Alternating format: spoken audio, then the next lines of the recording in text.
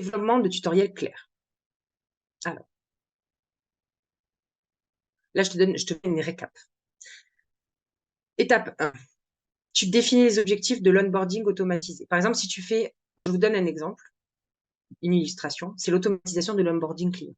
Ça concerne tout le monde. Excusez-moi, je vais pas. Ça concerne vraiment tout le monde.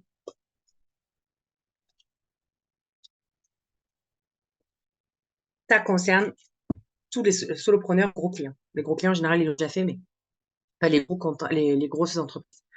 Les solopreneurs, ils ont forcément un process d'onboarding client. Donc ça, il faut déjà voir comment est-ce que tu en as un. Si tu n'en as pas, il faut réfléchir à comment est-ce que tu fais entrer ton client dans l'entreprise et comment ça se passe. Donc, identifie les objectifs spécifiques de l'onboarding automatisé. Pourquoi est-ce que tu voudrais automatiser l'onboarding client? Est-ce que c'est la réduction de, temps, de délai de traitement, l'amélioration de la qualité du service, l'augmentation de la satisfaction client? Bon, c'était les trois, hein, parce que je voulais absolument que, je voulais pas envoyer, par exemple, des fois, j'oubliais d'envoyer le lien de connexion. Des fois, le contrat, je mettais 3 jours à l'envoyer, c'est pas correct. Il faut faire ça vite et le mieux, c'est d'être automatisé. Donc, il faut établir également des indicateurs de performance. Donc ça, c'est des KPI, ça veut dire tu prends tes objectifs et tu notes l'atteinte de ces objectifs-là de manière claire, les objectifs SMART, si tu veux, pour voir si finalement le fait d'automatiser ton onboarding, tu as atteint ces objectifs-là ou si finalement tu t'étais complètement trompé. L'étape 2, c'est la sélection des outils d'automatisation. Ça, on l'a vu déjà, je ne vais pas revenir dessus. Comment les sélectionner?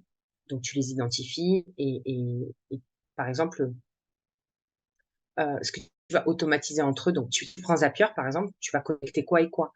Donc, ça peut être par exemple ton CRM, un système de gestion de la relation client.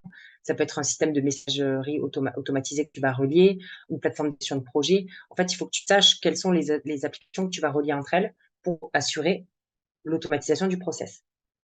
Il faut surtout que tu puisses savoir, il faut que tu choisisses un outil qui puisse reconnaître les applications et les logiciels que tu utilises déjà. Ensuite, l'étape 3, il faut que tu cartographies le processus d'onboarding. D'accord? Donc, c'est un peu le flux, le diagramme de flux que je t'ai dit tout à l'heure, et que surtout tu identifies les points d'intervention humaine nécessaires. Par exemple, moi, dans mon onboarding, un des points d'intervention humaine que je ne peux pas automatiser, c'est l'appel découverte, la vente pure, la prospection vraiment, enfin, le process de vente. Je ne peux pas le déléguer. Ensuite, il y a l'étape 4, identification des points d'automatisation. Donc, une fois que tu as fait ça, tu sais ce que tu peux automatiser, envoi de contrat, envoi de liens pour l'appel découverte, relance pour signature ou acceptation de devis en fonction du jour, du temps que tu as mis pour que le devis soit validé. Et puis ensuite, il y a la création de contenu automatisé. Donc là, c'est pareil. Moi, je dois créer des mails, par exemple, pour accueillir. Je dois aussi faire en sorte que le contrat est déjà créé, mais il faut que je puisse faire des connexions entre le devis et le contrat pour le contrat puisse être rempli automatiquement. Voilà. Donc ça, c'est important. Ensuite, il y a l'étape 6 qui est l'intégration des outils d'automatisation. Donc là, c'est pareil. Une fois que tu as sélectionné tout ça, tu les intègres étape par étape. Et il faut s'assurer que les outils fonctionnent de manière transparente, en fait, pour que finalement l'expérience client soit fluide. Il ne faut pas que... Il n'y a rien de pire pour le client de voir qu'en fait, c'est plus toi, qu'est-ce que je veux dire? Mais un robot, en fait. Voilà. Donc, il faut que ce soit fluide. Il faut que l'automatisation soit fluide. Ensuite, tu testes.